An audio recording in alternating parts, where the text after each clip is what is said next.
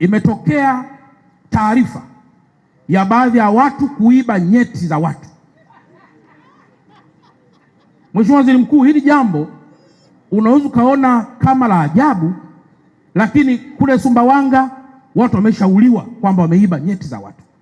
Hapa Ubungo hapa juzi wamepiga mtu, isingelikuwa ni jeshi la polisi walikuwa wanaondoka kabisa na kuchukua maisha ya watu.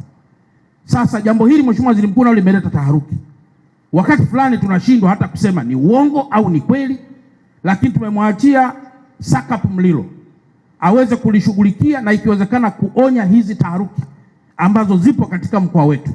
Mtu anaibuka anasema mimi nilikuwa mzima, sasa sioni kitu. Sasa haoni kitu gani? Haelezi.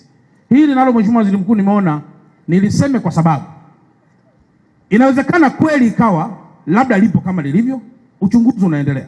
Lakini kwa kuwa waziri wa mambo ya ndani yupo na ameshatoa pia taarifa, na hata juzi msemaji wa jeshi la polisi amezungumza vizuri sana.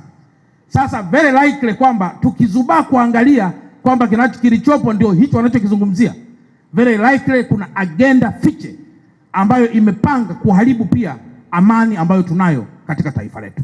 Sasa vyombo vya usalama vitaendelea pia kulivalia njuga ili mambo mengine yaweze kwenda vizuri. Na jambo la tatu ambalo lilileta taharuki ni hili ambalo wewe Mheshimiwa Waziri Mkuu umekuja sasa kuwapa pole wa Tanzania. Naomba tupige tena makofi sana Mheshimiwa Waziri Mkuu kwa kuja tena hapa. Mimi Mheshimiwa Waziri Mkuu nilishawahi kuja hapa.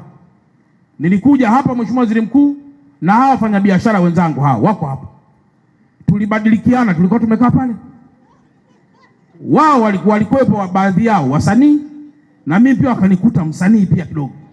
Wakapanga hebu tulie, tugaragale tufanye hivi, lakini tulishamaliza.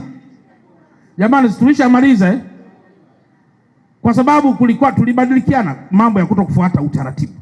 Lakini mpaka sasa ninaamini Mheshimiwa Mkuu wa Wilaya anaendelea na kipande chake cha kiutawala, na kama kuna jambo lolote gumu na yale ambayo amewasilisha yote atafanywa kazi kadiri wewe Mheshimiwa Waziri Mkuu utakavyotuelekeza.